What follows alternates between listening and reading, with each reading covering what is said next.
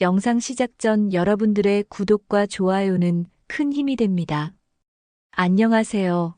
여러분, 오늘은 한 부부의 이야기를 들려드리려고 합니다. 아마 여러분 중에서도 비슷한 경험을 하신 분들이 계실지도 모르겠어요.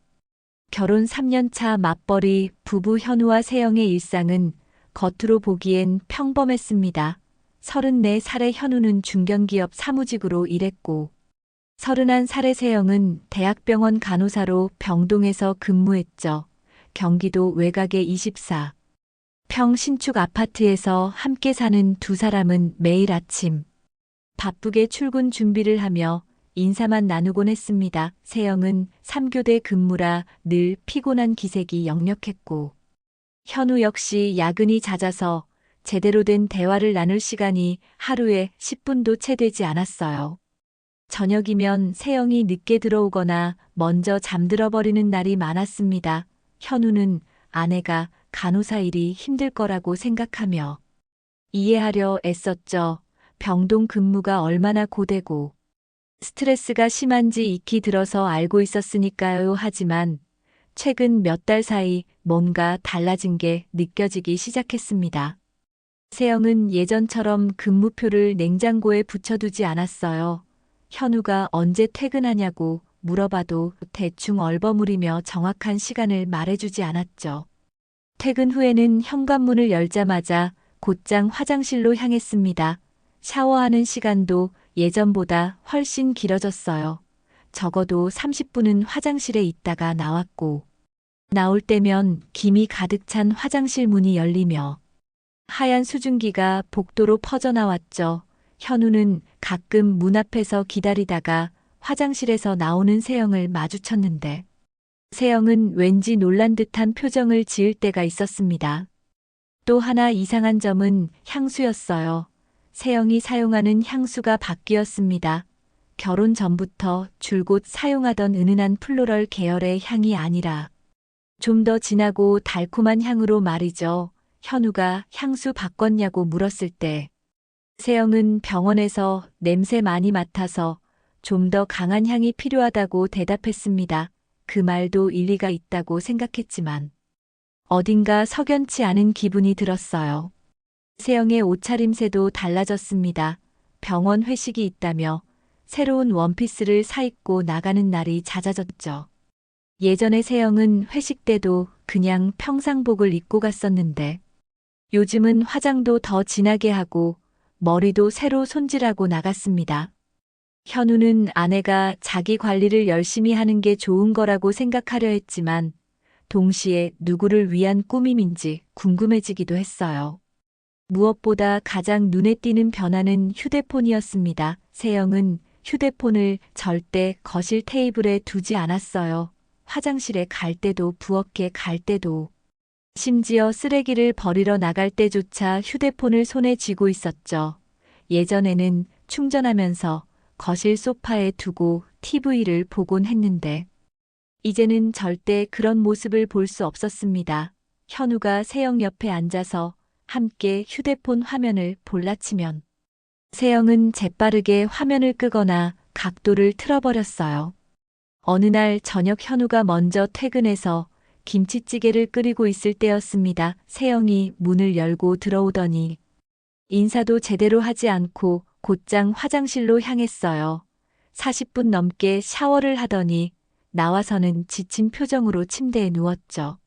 현우가 저녁 먹자고 불러도 피곤하다며 그냥 자겠다고 했습니다. 현우는 혼자 식탁에 앉아 김이 모락모락 나는 찌개를 떠먹으며 문득 이런 생활이 언제부터 시작됐나 생각해 봤어요.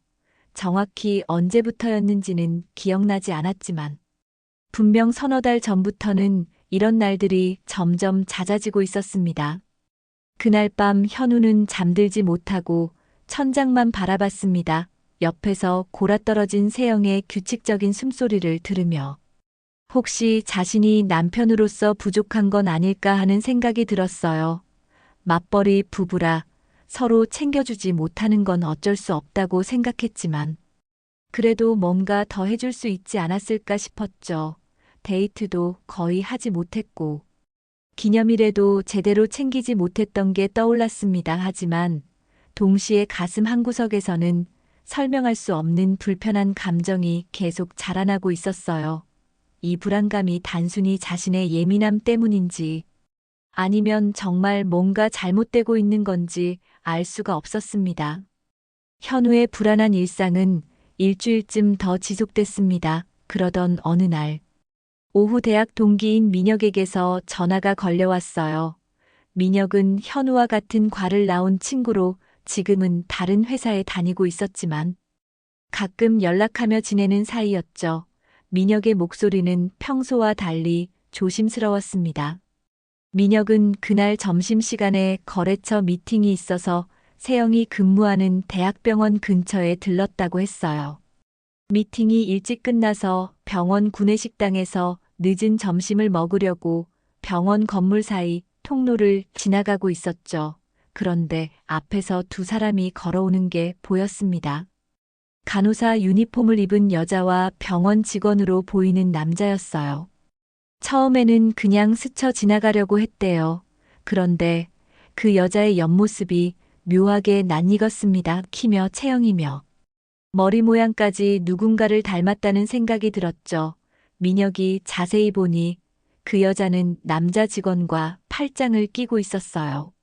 아주 자연스럽게 말입니다. 마치 오래 사귄 연인처럼 편안한 모습이었죠. 민혁은 순간 섬뜩한 기분이 들었습니다. 설마 하는 마음에 그 여자의 이름표를 힐끗 봤어요. 거리가 좀 있어서 이름까지는 보이지 않았지만 성씨는 보였습니다. 바로 세영이의 성씨와 똑같았죠. 민혁의 머릿속이 복잡해졌어요. 세영이가 근무하는 병원이 맞긴 한데 같은 성을 가진 간호사가 한둘이겠냐는 생각과 하지만 옆모습이 너무 닮았다는 생각이 동시에 들었습니다. 민혁은 그 자리에 잠시 멈춰 섰습니다. 두 사람은 복도 끝으로 사라졌고 민혁은 식당에 가서 밥을 먹었지만 내내 그 장면이 머릿속을 떠나지 않았어요. 혹시 현우 아내가 쌍둥이 자매가 있나? 아니면 정말 우연히 비슷하게 생긴 다른 사람인가? 온갖 생각이 다 들었죠. 하지만 그 자연스러운 팔짱 낀 모습이 계속 눈앞에 아른거렸습니다. 민혁은 고민했습니다. 이걸 현우에게 말해야 하나 말아야 하나, 만약 정말 다른 사람이었는데. 괜히 말해서 현우 부부 사이에 오해라도 생기면 어쩌나 싶었어요. 하지만 반대로 정말 세영이가 맞는데 말하지 않았다가 나중에 더 큰 일이 생기면 그것도 친구로서 도리가 아니라는 생각이 들었죠. 결국 민혁은 그날 저녁 현우에게 전화를 걸었습니다. 전화를 받은 현우의 목소리는 평소처럼 밝았어요. 민혁은 한참을 말을 꺼내지 못하고 망설이다가 조심스럽게 입을 열었습니다. 오늘 점심에 병원 갔었는데 세영이 닮은 사람을 봤다고. 그런데 그 사람이 남자 직원이랑 팔짱을 끼고 있더라고요. 전화기 너머로 잠시 침묵이 흘렀습니다. 현우는 짧은 침묵 끝에 웃으며 대답했어요. 아, 그거 세영이 아니라 비슷한 사람 봤나 보다. 병원에 간호사가 몇 명인데. 닮은 사람 있을 수도 있지. 미녀가 신경 써줘서 고맙긴 한데 괜찮아. 현우의 목소리는 태연했지만 어딘가 억지로 밝은 척하는 것 같기도 했죠. 민혁은 그래, 내가 잘못 본 거겠지. 미안하다며 전화를 끊었습니다. 하지만 마음 한편이 계속 불편했어요. 정말 다른 사람이었으면 좋겠다는 생각이 들었죠. 전화를 끊은 현우는 소파에 그대로 주저앉았습니다. 손이 미세하게 떨리기 시작했어요. 민혁이 거짓말할 이유가 없다는 걸 알고 있었습니다. 민혁은 대학 때부터 성격이 신중하고 조심스러운 친구였죠. 그런 친구가 이런 이야기를 한다는 건 분명 뭔가 확실하게 본 게 있다는 뜻이었어요. 현우는 손바닥으로 얼굴을 감쌌습니다. 아까 전까지만 해도 막연했던 불안감이 이제는 구체적인 의심으로 바뀌기 시작했죠. 세영이의 변한 행동들이 주마등처럼 스쳐 지나갔습니다. 감춰진 근무표, 길어진 샤워 시간, 손에서 놓지 않는 휴대폰, 바뀐 향수, 새로 산 옷들, 그리고 팔짱을 끼고 걷는 아내의 모습. 아니야, 아직 확실한 건 아니야. 현우는 스스로를 다독였습니다. 민혁이 다른 사람을 본 거야. 세영이가 그럴 리 없어. 하지만 그렇게 되뇌어도 가슴속 불안은 점점 더 커져만 갔어요. 그날 밤 현우는 거의 잠을 이루지 못했습니다. 민혁의 전화 이후 현우의 눈에는 세영의 모든 행동이 달리 보이기 시작했습니다. 아니, 정확히 말하면 예전부터 이상했던 것들이 이제야 제대로 보이기 시작한 거였죠. 현우는 의식적으로 세영을 관찰하게 됐어요. 남편이 아내를 의심하며 지켜본다는 게 참담했지만 그냥 넘어갈 수가 없었습니다. 가장 눈에 띄는 건 역시 휴대폰이었어요. 세영은 휴대폰을 단일 초도 자신의 시야에서 놓지 않았습니다. 거실에서 TV를 볼 때도 휴대폰은 항상 손에 쥐고 있었고, 부엌에 물 한 잔 마시러 갈 때도 휴대폰을 들고 갔죠. 심지어 화장실에 갈 때도 마찬가지였습니다. 예전에는 충전할 때 거실 테이블에 그냥 두곤 했는데, 이제는 충전기까지 침실로 옮겨서 자기 전에 베갯머리에 두고 잤어요. 어느 날 저녁 세영이 샤워하러 화장실에 들어갔을 때였습니다. 평소처럼 휴대폰을 들고 들어갔죠. 현우는 물소리가 들리는 화장실 문 앞을 지나가다가 문득 멈춰 섰어요. 샤워하면서 휴대폰을 왜 가져가는 걸까? 노래를 듣나, 아니면 누군가와 연락을 하는 걸까? 온갖 생각이 머릿속을 스쳐 지나갔습니다. 연락이 끊기는 시간도 부쩍 늘어났어요. 세영은 교대 근무가 끝났다고 말한 날에도 연락이 2~3시간씩 두절됐습니다. 현우가 퇴근 시간 물어보는 문자를 보내도 한참 뒤에야 답장이 왔죠. 병동이 바빠서 못 봤다거나 라커룸에서 쉬고 있었다는 식의 대답이었어요. 예전에는 바쁘더라도 짬내서 금방금방 답장했었는데 요즘은 달랐습니다. 현우는 어느 날 용기를 내서 물었습니다. 요즘 왜 이렇게 연락이 안 돼? 세영은 잠깐 당황하는 표정을 지었다가 이내 평소 표정으로 돌아왔어요. 요즘 병동에 환자가 많아서 정신없어. 미안, 앞으로 신경 쓸게. 하지만 그 말을 한 다음 날도 똑같았습니다. 연락은 여전히 잘 안 됐죠. 퇴근 후 샤워 시간은 갈수록 더 길어졌습니다. 짧으면 30분, 길면 1시간 가까이 화장실에 있었어요. 그렇게 오래 씻고 나와서도 세영은 드라이기로 머리를 말리는데 또 20분 이상을 썼습니다. 거울 앞에서 스킨케어하고 바디로션 바르는 시간까지 합치면 퇴근 후 거의 1시간 반을 혼자 보내는 셈이었죠. 향수도 다시 바뀌었습니다. 지난번에 샀던 달콤한 향이 아니라 이번에는 좀 더 시트러스 계열의 상큼한 향이었어요. 현우가 또 향수 바꿨냐고 묻자 세영은 계절이 바뀌어서 기분 전환하려고 샀다고 대답했습니다. 그 말도 틀린 건 아니었지만 결혼 3년 동안 향수를 거의 바꾸지 않던 사람이 몇 달 사이에 2번이나 바꾼다는 게 석연치 않았어요. 옷도 계속 늘어났습니다. 세영은 일주일에 한 번씩은 새 옷을 사왔어요. 병동 회식이 있다며 원피스를 사고, 동기들 모임이 있다며 블라우스를 샀습니다. 간호사 선후배 모임이라며 청바지와 니트를 함께 사오기도 했죠. 현우는 아내가 자기 관리를 하는 게 나쁜 건 아니라고 생각하면서도 한편으로는 의문이 들었습니다. 도대체 누구를 만나기에 이렇게 신경을 쓰는 걸까? 어느 날 밤 세영이 또 회식이 있다며 새로 산 옷을 입고 나갔습니다. 평소보다 화장도 진했고 머리도 새로 펌을 했더군요. 현우는 몇 시쯤 들어오냐고 물었지만 세영은 잘 모르겠다며 늦으면 먼저 자라고 했어요. 11시가 넘어서 돌아온 세영은 술 냄새가 났습니다. 하지만 취한 것 같지는 않았어요. 현우가 회식 어땠냐고 묻자 세영은 그냥 그랬다며 씻으러 들어갔죠. 현우는 그날 밤에도 잠을 이루지 못했습니다. 옆에 누워있는 아내를 보면서 이 사람이 정말 자기가 아는 세영이가 맞나 싶었어요. 결혼 3년 동안 함께 살아온 사람인데 이렇게 낯설게 느껴질 수가 있다는 게 신기하면서도 슬펐습니다. 현우는 천장을 보며 생각했어요. 이대로 모른 척하고 살 수는 없을 것 같았습니다.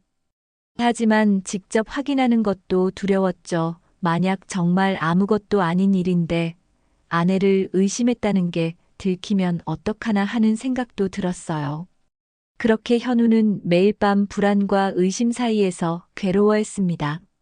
현우가 괴로운 나날을 보내던 중 민혁에게서 다시 연락이 왔습니다. 이번에는 전화가 아니라 문자였어요. 현우는 퇴근길 지하철 안에서 휴대폰 진동을 느끼고 화면을 봤습니다. 민혁의 메시지였죠. 현우야, 미안한데. 오늘 또 봤어. 지난번 그 사람 말이야. 현우의 심장이 빠르게 뛰기 시작했습니다. 손가락이 떨려서 답장을 치기가 힘들 정도였어요. 무슨 말이냐고 물었더니 민혁은 오늘도 거래처 미팅이 있어서 병원 근처에 갔었다고 했습니다. 점심시간 즈음에 병원 후문 쪽을 지나가는데 지난번에 봤던 그 간호사가 또 보이더랍니다. 이번에는 남자 직원과 나란히 걸어가고 있었대요. 민혁은 이번에는 확실하게 보려고 좀 더 가까이 다가갔다고 했어요. 그 여자는 분명 세영이와 너무 닮았습니다. 키도 비슷하고 걸음걸이도 비슷했죠. 옆에 있던 남자는 병원 직원복을 입고 있었는데 가슴에 명찰을 달고 있더랍니다. 민혁이 멀리서 봤을 때 진료지원팀이라고 적혀 있는 게 보였대요. 그리고 민혁은 이번에는 사진을 찍었다고 했습니다. 확실한 증거를 남겨야 할 것 같아서요. 휴대폰으로 멀리서 찍은 거라 화질은 좀 떨어지지만 충분히 알아볼 수 있을 거라고 했죠. 민혁이 사진 2장을 보냈습니다. 현우는 떨리는 손으로 사진을 열었어요. 첫 번째 사진에는 두 사람이 병원 건물 사이 통로를 걷고 있는 뒷모습이 찍혀 있었습니다. 간호사 유니폼을 입은 여자와 평상복 차림의 남자였죠. 거리가 좀 있어서 얼굴은 선명하지 않았지만 여자의 체형과 머리 모양은 분명 세영이와 똑같았어요. 두 번째 사진은 좀 더 가까이서 찍은 거였습니다. 두 사람이 멈춰서서 이야기를 나누고 있는 모습이었어요. 이번에는 옆모습이 찍혔는데 현우는 그 순간 숨이 멎는 것 같았습니다. 그 여자는 분명 세영이었어요. 의심의 여지가 없었죠. 남자의 명찰도 보였습니다. 진료지원팀 도윤이라고 적혀 있었어요. 현우는 한참 동안 사진을 들여다봤습니다. 지하철이 몇 정거장을 지나가는 동안에도 시선을 떼지 못했죠. 사진 속 세영이는 남자를 보며 웃고 있었어요. 현우에게는 보여준 적 없는 그런 밝은 표정이었습니다. 남자도 세영이를 보며 뭔가 이야기하고 있었고요.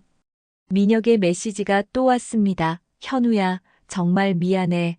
내가 이런 걸 보여줘야 하나 말아야 하나. 고민 많이 했어. 근데 친구로서 너한테 알려줘야 할 것 같았어. 현우는 답장을 보냈어요. 아니야, 고마워. 내가 확인해 볼게.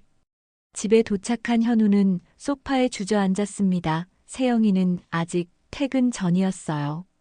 현우는 사진을 계속 들여다봤습니다. 확대하고 축소하면서 구석구석 살펴봤죠. 혹시 다른 사람일 가능성은 없을까 하는 마지막 희망을 붙잡으려 했지만 그건 불가능했습니다. 아무리 봐도 세영이가 맞았으니까요. 도윤이라는 남자는 33쯤 돼 보였습니다. 키가 크고 마른 체형이었죠.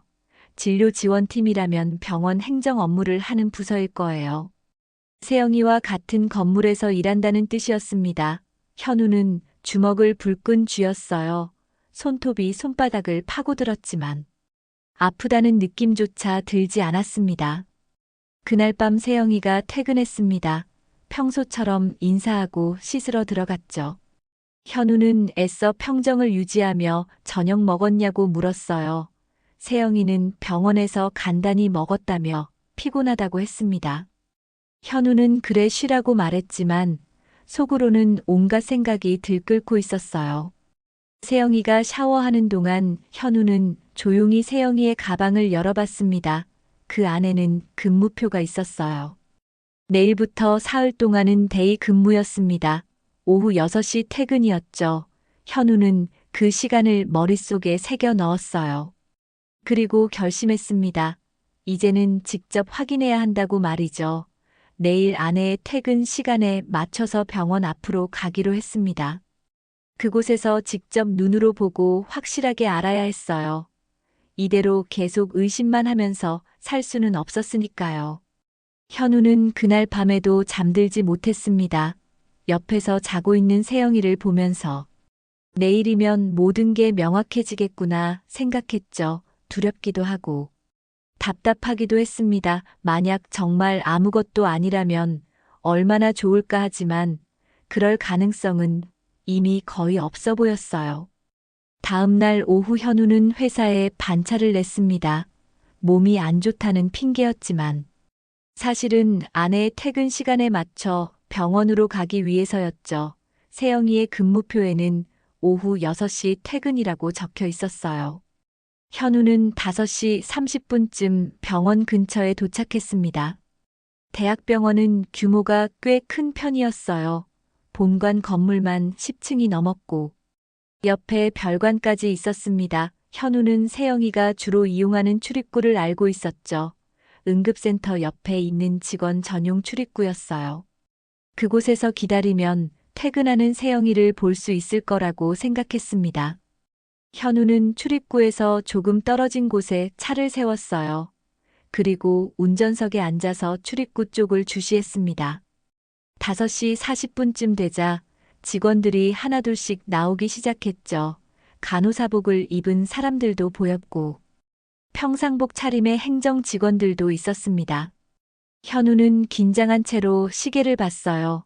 5시 50분이 됐습니다. 심장이 빠르게 뛰었죠. 손바닥에는 땀이 차기 시작했어요. 혹시 세영이가 다른 출구로 나가면 어떡하나 하는 생각도 들었지만 그럴 가능성은 낮았습니다. 세영이는 항상 이 출구를 이용했으니까요. 6시가 조금 넘어서였습니다. 출입구 문이 열리고 세영이가 나타났어요. 출근복 위에 검은색 패딩을 걸친 모습이었습니다. 현우는 순간 숨을 멈췄어요. 그런데 세영이 혼자가 아니었습니다. 옆에 남자가 함께 있었죠. 그 남자는 민혁이 보내준 사진 속에 바로 그 사람이었어요. 도윤이었습니다. 키가 크고 마른 체형에 회색 코트를 입고 있었죠. 둘은 나란히 걸으며 무언가 이야기를 나누고 있었습니다. 세영이가 웃고 있었어요. 현우가 집에서는 거의 본 적 없는 그런 밝은 표정이었습니다. 현우는 차 안에서 두 사람을 지켜봤습니다. 손은 계속 떨렸지만 시선은 떼지 못했어요. 세영이와 도윤은 출입구를 나와 천천히 걸어갔습니다. 그리고 잠시 후 놀라운 광경이 펼쳐졌죠. 두 사람이 자연스럽게 손을 잡았습니다. 마치 오래전부터 그래왔던 것처럼 아주 자연스럽게 말이에요. 연인들이 손을 잡는 그런 모습이었습니다. 현우는 그 순간 머릿속이 하얗게 변하는 느낌을 받았어요. 심장이 터질 것처럼 빠르게 뛰었지만 동시에 온몸이 얼어붙는 것 같았죠. 두 사람은 손을 잡은 채 계속 걸어갔습니다. 도윤이 세영이의 머리를 보더니 손을 뻗어 머리카락에 묻은 뭔가를 떼어냈어요. 세영이는 고맙다는 듯 웃으며 도윤을 올려다봤습니다. 현우는 그 장면을 보면서 눈물이 날 것 같았지만 참았어요. 지금은 울 때가 아니었습니다. 현우는 재빨리 휴대폰을 꺼내 카메라를 켰습니다. 손이 떨려서 초점을 맞추기가 힘들었지만 어떻게든 사진을 찍었어요. 손잡은 모습, 도윤이 세영이의 머리카락을 떼어주는 모습 모두 찍었습니다. 그리고 동영상도 촬영하기 시작했죠. 두 사람은 병원 정문 쪽으로 가지 않았습니다. 대신 옆쪽 골목으로 방향을 틀었어요. 현우는 차에서 내려 멀찍이 떨어져서 따라갔습니다. 다행히 저녁 시간이라 사람들이 많아서 들킬 염려는 없었죠. 골목은 병원 바로 옆 상가 건물 사이에 있는 좁은 길이었습니다. 편의점과 분식집이 있었고 그 안쪽으로 더 들어가면 주택가가 나왔어요. 현우는 계속 뒤에서 따라가며 휴대폰으로 영상을 찍었습니다. 두 사람은 편의점을 지나쳐 더 안쪽으로 들어갔습니다. 그리고 골목 끝에 있는 건물 앞에서 멈춰 섰어요. 현우는 그 건물을 올려다봤습니다. 파란색과 빨간색 네온 사인이 켜져 있었죠. 모텔이었습니다. 현우의 귀에는 아무 소리도 들리지 않았습니다. 주변의 차 소리도 사람들의 목소리도 모두 사라진 것 같았어요. 오직 자신의 심장 소리만 크게 울릴 뿐이었죠. 세영이와 도윤은 모텔 입구로 들어갔습니다. 유리문이 열리고 두 사람의 모습이 안으로 사라졌어요. 현우는 그 장면까지 모두 영상으로 남겼습니다. 문이 닫히고 두 사람이 완전히 보이지 않을 때까지 말이죠. 현우는 그 자리에 한참 동안 서 있었습니다. 다리에 힘이 풀려서 움직일 수가 없었어요. 머릿속으로는 온갖 생각이 스쳐 지나갔지만 정작 아무 생각도 나지 않았습니다. 그저 망연자실할 뿐이었죠. 얼마나 시간이 지났을까요? 현우는 천천히 발걸음을 돌렸습니다. 차가 있는 곳으로 돌아갔어요. 운전석에 앉아서 한참을 멍하니 있다가 시동을 걸었습니다. 집으로 가는 길. 내내 현우는 아무 생각도 할 수 없었어요. 집에 도착한 현우는 소파에 앉았습니다. 그리고 오늘 찍은 사진과 영상을 하나하나 확인했죠. 손잡은 모습, 머리카락을 떼어주는 모습, 모텔로 들어가는 모습 모두 선명하게 찍혀 있었습니다. 현우는 세영이에게 연락하지 않았어요. 오늘 어디 있냐고 묻지도 않았습니다. 그냥 조용히 기다렸죠. 현우는 집에서 조용히 앉아 기다렸습니다. 시계를 보니 8시가 넘어가고 있었어요. 세영은 보통 이 시간이면 집에 도착했을 텐데 아직 연락이 없었죠. 현우는 휴대폰을 들여다보다가 다시 내려놓았습니다. 먼저 연락할 생각은 없었어요. 9시가 가까워질 무렵 현관문이 열리는 소리가 들렸습니다. 세영이 들어왔어요. 평소보다 늦은 시간이었지만 세영의 표정은 차분했습니다. 마치 아무 일도 없었다는 듯 말이죠. 현우는 소파에 앉은 채 아내를 바라봤어요. 세영은 패딩을 벗으며 오늘 좀 힘들었다고 말했습니다. 환자가 갑자기 응급 상황이 생겨서 정신없었다는 거였죠. 목소리에는 피곤함이 묻어 있었습니다. 하지만 현우는 그 말이 거짓인지 진실인지 구분할 수 없었어요. 아니, 구분하고 싶지 않았습니다. 이미 진실을 알고 있었으니까요. 현우는 침착하게 물었습니다. 오늘 어디 갔다 왔냐고요? 세영이 잠시 멈칫하는 게 보였어요. 눈빛이 흔들리는 게 역력했습니다. 하지만 금방 평정을 되찾은 듯 병원 근처에서 동기들이랑 커피 마셨다고 대답했죠. 오랜만에 만나서 수다 떨다 보니 시간 가는 줄 몰랐다는 시기였습니다. 현우는 고개를 끄덕이며 어디서 마셨냐고 다시 물었어요. 세영의 표정이 조금 더 굳어졌습니다. 병원 앞 카페에서 마셨다고 했죠. 왜 그러냐는 듯 현우를 쳐다봤습니다. 현우는 대답하지 않고 천천히 일어났어요. 그리고 소파 옆 테이블 위에 놓아둔 휴대폰을 집어들었습니다. 현우는 휴대폰 화면을 켜서 오늘 찍은 사진을 열었어요.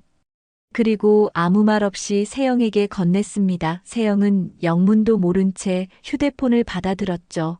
화면을 보는 순간 세영의 얼굴에서 핏기가 싹 가셨어요.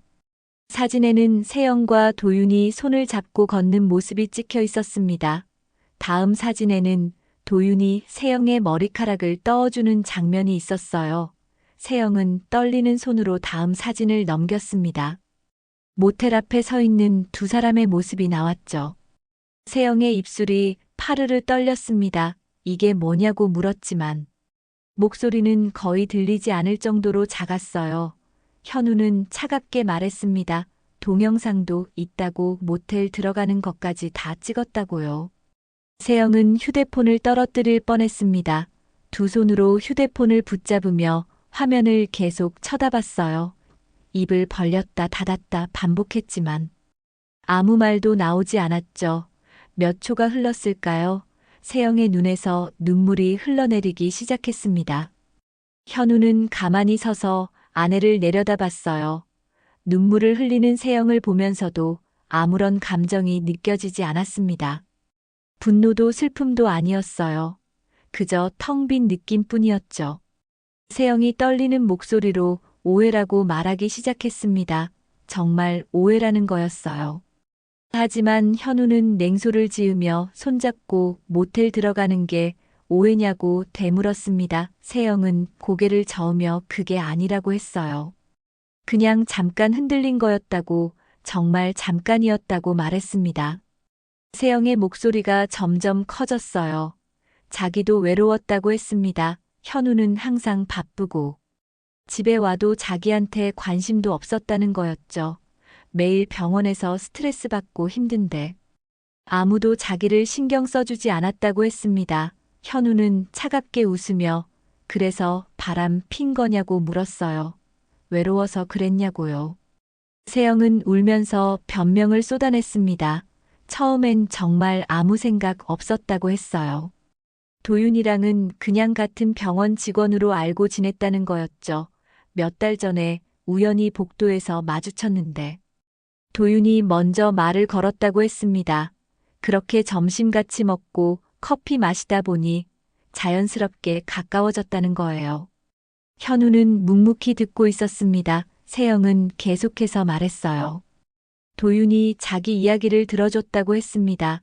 병원에서 있었던 일, 힘든 일 모두 들어주고 위로해줬다는 거죠. 그러다 보니 점점 더 의지하게 됐고 어느새 선을 넘고 말았다고 했습니다. 세영의 목소리는 점점 작아졌어요. 정말 미안하다고 했습니다. 자기도 잘못한 거 안다고, 그냥 한순간 실수였다고 다시는 안 그럴 거라고 말했죠. 제발 한 번만 용서해달라고 애원했습니다. 현우는 조용히 세영을 내려다봤어요. 그리고 단호하게 말했습니다. 말하지 말라고, 이미 끝났다고요. 세영의 눈이 커졌습니다. 현우는 반복했어요. 우리 끝났다고, 이혼할 거라고 말이죠. 세영은 고개를 세차게 저으며 다가왔습니다. 안 된다고, 그럴 수 없다고 했어요. 제발 한 번만 기회를 달라고, 정말 다시는 안 그럴 거라고 약속한다고 했습니다. 세영이 현우의 팔을 붙잡으려 했지만 현우는 한 발짝 물러섰어요. 현우는 차가운 목소리로 말했습니다. 기회는 이미 충분히 있었다고 세영이 선택한 거라고요. 세영은 그 자리에 주저앉아 울기 시작했습니다. 바닥에 무릎을 꿇고 양손으로 얼굴을 가린 채 소리내어 울었어요. 어깨가 들썩였고 눈물이 손가락 사이로 흘러내렸죠. 현우는 세영을 내려다보다가 침실로 향했습니다. 옷장에서 큰 가방을 꺼내 필요한 옷가지를 챙기기 시작했어요. 세영의 울음소리가 거실에서 계속 들려왔지만 현우는 개의치 않았습니다. 짐을 다 싼 현우는 가방을 들고 거실로 나왔어요. 세영은 여전히 바닥에 앉아 울고 있었습니다. 현우는 마지막으로 세영을 한 번 보고는 현관문을 열었어요. 세영이 다급하게 어디 가냐고 가지 말라고 소리쳤지만 현우는 대답하지 않았습니다. 현우는 그냥 문을 열고 나갔죠. 문이 닫히는 소리와 함께 세영의 울음소리도 차단됐습니다. 현우는 복도를 걸어 엘리베이터를 탔어요. 3년을 함께 살았던 집을 이렇게 떠나게 될 줄은 몰랐습니다. 현우는 집을 나온 다음 날 바로 변호사 사무실을 찾아갔습니다. 미리 인터넷으로 알아본 가족법 전문 변호사였죠. 사무실은 강남역 근처 오피스 빌딩 10층에 있었어요. 현우는 예약 시간보다 10분 일찍 도착해서 대기실에 앉아 있었습니다. 변호사는 50대 중반쯤 돼 보이는 여성이었어요. 차분한 목소리로 현우를 맞이했습니다. 현우는 준비해간 서류와 증거들을 책상 위에 펼쳐놓았죠. 병원 앞에서 찍은 사진들, 손잡은 모습, 머리카락을 떼어주는 장면 그리고 모텔로 들어가는 영상까지 모두 보여줬습니다. 변호사는 하나하나 꼼꼼히 살펴봤어요. 영상을 재생하고 사진을 확대해서 보면서 고개를 끄덕였습니다. 증거가 매우 명확하다고 했죠. 날짜와 시간도 확인할 수 있고 장소도 특정할 수 있다고 했어요. 민혁의 진술서도 있으니 더욱 확실하다고 말했습니다. 변호사는 이혼 소송과 함께 상간남 소송도 진행할 수 있다고 설명했어요. 상간남 소송이란 배우자와 부정행위를 한 상대방에게 위자료를 청구하는 거였습니다. 현우는 그것도 함께 진행하겠다고 말했죠. 도윤에게도 책임을 물어야 한다고 생각했습니다. 변호사는 필요한 서류들을 정리하기 시작했어요.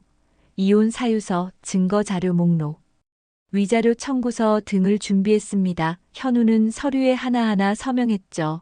손이 떨렸지만 악물고 견뎠습니다. 이제 돌이킬 수 없는 길로 들어서는 거였어요. 변호사는 일주일 안에 소장을 작성해서 법원에 제출하겠다고 했습니다. 그리고 상간남인 도윤에게도 내용 증명을 보낼 거라고 했죠. 현우는 고개를 끄덕이며 알겠다고 대답했어요. 며칠 후 세영의 병원에 소문이 퍼지기 시작했습니다.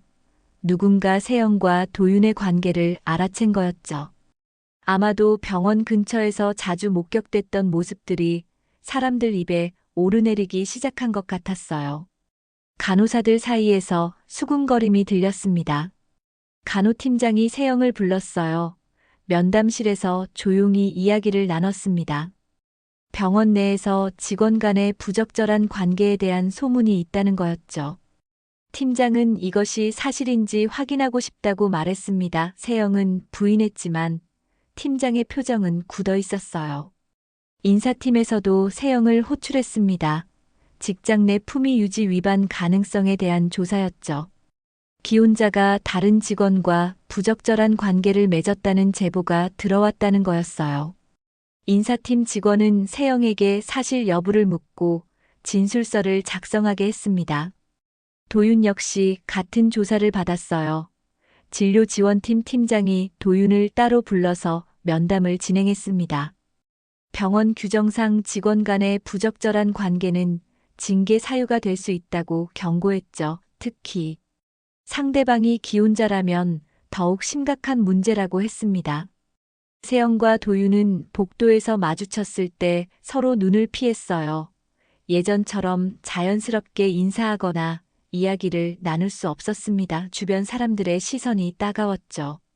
점심시간에도 더 이상 함께 식사를 할 수 없었어요. 며칠 후 도윤에게 내용 증명이 도착했습니다. 상간남 소송을 제기한다는 내용이었죠. 도윤은 당황했어요. 변호사를 선임해야 할지 고민하기 시작했습니다. 세영에게 연락을 했지만 세영도 어찌할 바를 몰랐어요. 두 사람 사이에는 서먹함이 생기기 시작했습니다. 도윤은 세영에게 왜 남편이 자기를 고소하냐고 따졌어요. 세영은 자기도 어쩔 수 없다고 했죠. 도윤은 이 일로 자기 인생이 망가질 수도 있다고 화를 냈습니다. 세영도 지쳐갔어요. 남편과는 이혼 절차가 진행 중이고 병원에서는 조사를 받고 도윤과의 관계마저 틀어지기 시작했습니다. 매일 밤 혼자 집에 앉아 울었어요. 자신이 저지른 일의 무게가 이제야 실감났죠. 한 달도 채 지나지 않아 세영과 도윤의 관계는 완전히 끝났습니다. 도윤은 더 이상 세영에게 연락하지 않았어요. 세영도 도윤을 피했습니다. 병원에서 우연히 마주쳐도 서로 모른 척했죠. 그렇게 뜨겁게 시작됐던 관계는 차갑게 식어버렸습니다. 이혼 조정은 생각보다 빨리 진행됐습니다. 세영이 더 이상 다툴 의사가 없었기 때문이었죠. 명백한 증거 앞에서 세영은 모든 것을 인정했어요. 재판부는 현우의 손을 들어줬습니다. 세영의 귀책 사유로 인한 이혼이 확정됐고 위자료도 현우가 요구한 대로 판결났죠. 현우는 이혼 판결문을 받아든 날 법원 계단에 잠시 앉았습니다. 3년의 결혼 생활이 이렇게 끝나는구나 싶었어요. 허무하기도 했지만 동시에 홀가분한 기분도 들었습니다. 이제 새로운 시작을 할 수 있다는 생각이 들었죠. 현우는 회사 근처에 작은 원룸을 얻었습니다. 가구도 새로 장만하고 생활용품도 하나하나 다시 구입했어요. 혼자 사는 게 처음에는 낯설었지만 점점 익숙해졌습니다. 출퇴근 시간도 줄어들어서 오히려 편했죠. 저녁에는 운동도 다니고 책도 읽으며 자기만의 시간을 가졌습니다. 친구들도 현우를 격려해줬어요. 민혁은 특히나 미안해하며 자주 연락을 했습니다. 자기가 먼저 알려준 게 현우에게 상처가 됐을까봐 걱정했던 거죠. 하지만 현우는 오히려 고맙다고 말했어요. 민혁 덕분에 진실을 알 수 있었고 빨리 결단을 내릴 수 있었다고 했습니다. 현우는 업무에 집중하기 시작했습니다. 그동안 소홀했던 프로젝트들을 다시 챙기고 새로운 기획안도 제출했어요. 상사들은 현우의 변화를 긍정적으로 봤습니다. 몇 달 후. 현우는 승진 대상자 명단에 오르기도 했죠. 일에 몰두하면서 현우는 조금씩 일상을 되찾아갔습니다. 반면 세영의 삶은 점점 더 힘들어졌어요. 이혼 소송이 진행되는 동안 병원 내 소문은 더욱 커졌습니다. 간호사들 사이에서 세영을 보는 시선이 달라졌죠. 복도에서 마주치면 수군거리는 소리가 들렸고 휴게실에 들어가면 대화가 뚝 끊기곤 했습니다. 인사팀은 결국 세영에게 부서 이동 조치를 내렸어요.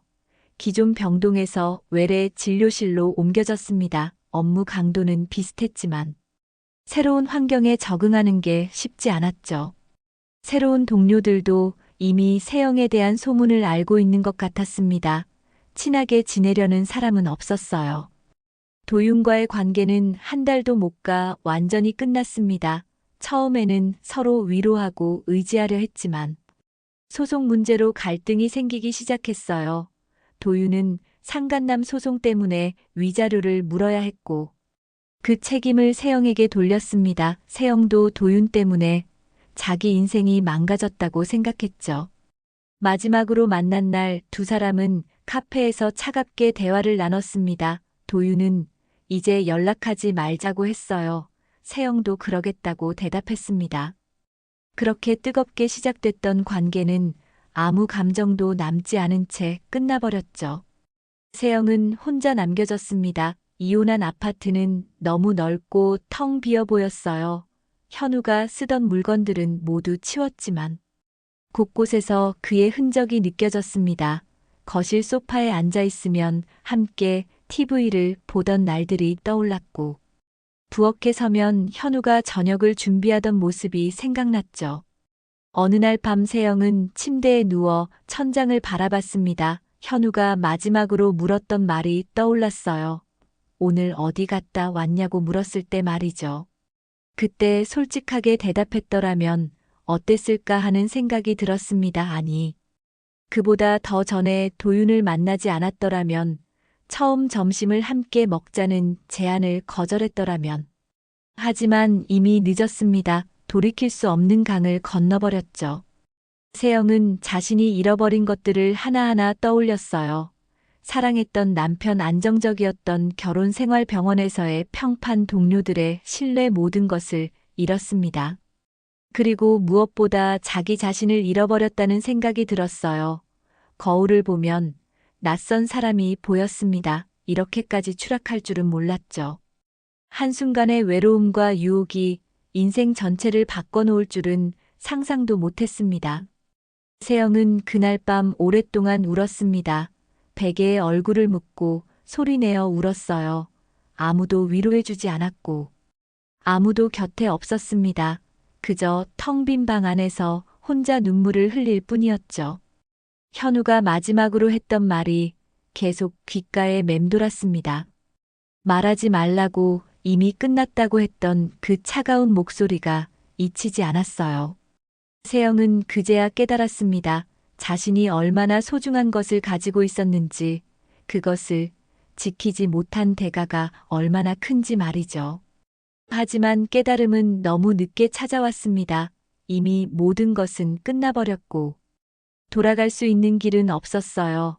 세영은 비어있는 집에서 혼자 남겨진 채 자신이 만든 폐허 속에 앉아 있었습니다.